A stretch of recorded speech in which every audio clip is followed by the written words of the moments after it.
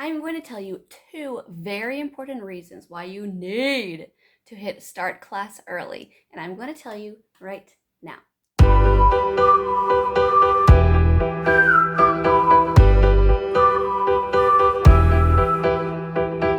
Hi, my name is Erin from erinedutainment, and welcome to another video. Let's get started so I can tell you why you need to click start class before your class begins. Okay, so all of the people have said, don't click start class before it starts. Ignore them all. I'm just kidding. That's very good. That's very good advice. But I'm going to tell you why I click start class 1 minute before class starts. And the very important part is, do I start the lesson? No. Do I say hello to the students? No. So what do I do during that time? Okay, I have a camera cover. This is toilet paper roll. And I have put my face inside with my name. I don't know, can you see that? And I will hook this over my computer and I will click start class, and I will use that 60 seconds for two things.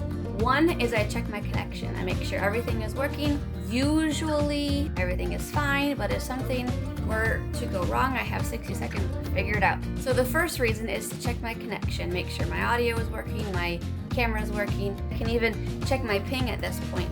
Now the second reason that I will hit start class before it begins is I use that time to make observations. If you have a regular, or if you have a student come up that has been with vipkid for a while, often they will be there waiting. They know how important every minute is, especially since these mamas and daddies are paying for it. And so they will often be there before the actual class starts. So I use that time to make observations. I put the cover over the camera first, then I click start class, and then my observation begins. So my first observation I make, if it is a new student, you will often see the gender and the age of your student in their profile. It is not always correct. So I will make an observation. Does it look like a boy? Does it look like a girl? And does she look like she's 5 years old? When you know what the student actually looks like, it will give you an idea as to how the class is going to go and how you can gear your class specific to that person.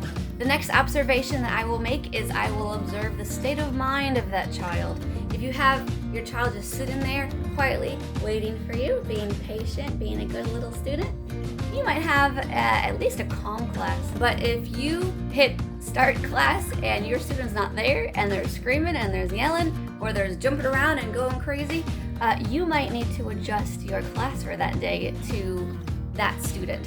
And then the last observation that I like to make during that time is I look for rapport opportunities. I observe their surroundings. So I might look at their wall behind them, or I might look and see what shirt that they're wearing. If they're playing with toys while they're waiting, I look for opportunities to build rapport. So if they have a Frozen poster on their background, you better believe I grab all the Frozen things that I can find. If they've got Mickey Mouse or Elmo on their shirt, I'm grabbing my Mickey Mouse and Elmo shirts. My props or whatever it is.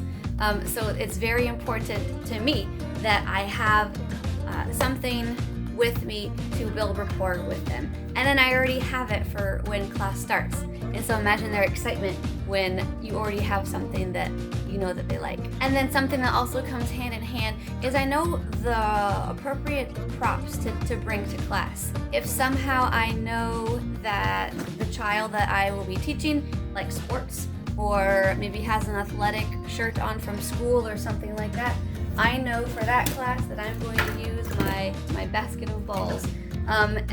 There are so many different things that you can do with balls when relating to any lesson. And so I make sure that I take a mental note on what type of props to use. So to recap real quick, number one, I check my connection, make sure everything is great. Number two is I make observations. I check the gender and the age of the student. I look for rapport opportunities. I observe the state of mind of the student. And then I look for the appropriate props that I'm going to use for that class. So I forgot to mention that I got this idea to make this video from another VIP Kid teacher who also does videos. Her channel is called Learning with Law, L-A, I think that's how you pronounce it. But she has a really good video on classroom management, and especially relating to using a balloon in class related to reading. So I'm going to link her channel in the description box, and you should go ahead and check her out as well. Thank you for watching this video. I hope that you do something that makes you happy today. Goodbye. How's it going? My name is before your class. Let's get started.